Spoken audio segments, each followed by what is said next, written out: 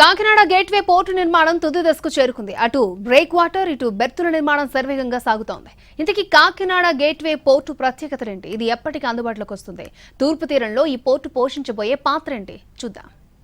Kakinada gateway port కేజీపీఎల్ మరో 6 నెలల్లో అందుబాటులోకి రాబోతోంది. మొదటి దశలో భాగంగా 3 బెర్తులు నిర్మిస్తున్నారు. అయితే ముందుగా ఒక బెర్తును పూర్తి చేసి ఈ ఏడాది డిసెంబర్ నుంచే కార్యకలాపాలు ప్రారంభించనున్నారు. కాకినాడ జిల్లా తొండంగి మండలంలో కాకినాడ గేట్వే పోర్ట్ నిర్మాణం జరుగుతోంది.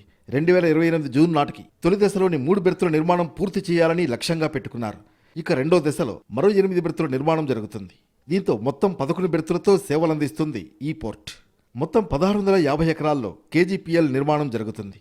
ఈ పోర్టుకు దక్షిణ వైపు 2700 మీటర్లు, ఉత్తరం వైపు 590 మీటర్ల పొడవైన బ్రేక్ వాటర్ నిర్మాణం పూర్తయింది. ఫస్ట్ ఫేజ్లో ఏడాదికి 16 మిలియన్ టన్నుల కెపాసిటీతో 3 బెర్తులతో పోర్ట్ నిర్మాణం జరుగుతుంది. వీటి ద్వారా బొగ్గు, వ్యవసాయ ఉత్పత్తులు, ఎరువులు, ఖనిజాలను దేశ విదేశాలకు పంపించే అవకాశం ఉంటుంది. ఆంధ్రప్రదేశ్లో అతి లోతైన పోర్ట్ ఇదే. అందువల్ల మిగతా పోర్టులకు భిన్నంగా 2 లక్షల టన్నుల బరువైన నౌకల్ని కూడా ఈ పోర్టులోని బెర్తుల వద్దకు తీసుకొచ్చే వీలుంటుంది. సాధారణంగా లోతు తక్కువగా ఉన్న పోర్టులోని బెర్తుల వద్దకు భారీ నౌకలను తీసుకురారు.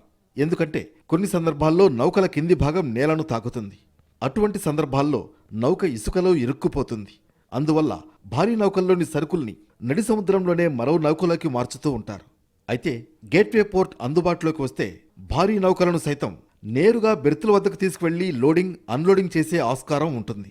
కాకినాడ గేట్వే పోర్ట్ నుంచి అన్నవరం వరకు రైల్వే లైన్ నిర్మించాల్సి ఉంది. దీనికి సంబంధించిన భూసేకరణ పనులు కొలిక్కి వచ్చాయి. త్వరలోనే ఈ లైన్ నిర్మాణం చేపట్టడానికి ఏర్పాట్లు జరుగుతున్నాయి. ట్రాక్ నిర్మాణం పూర్తయితే సరుకు నేరుగా రైల్వే ట్రాక్ వద్దకు చేరుకుంటుంది. అందువల్ల నౌకల్లోకి త్వరగా లోడ్ చేసే వీలుంటుంది.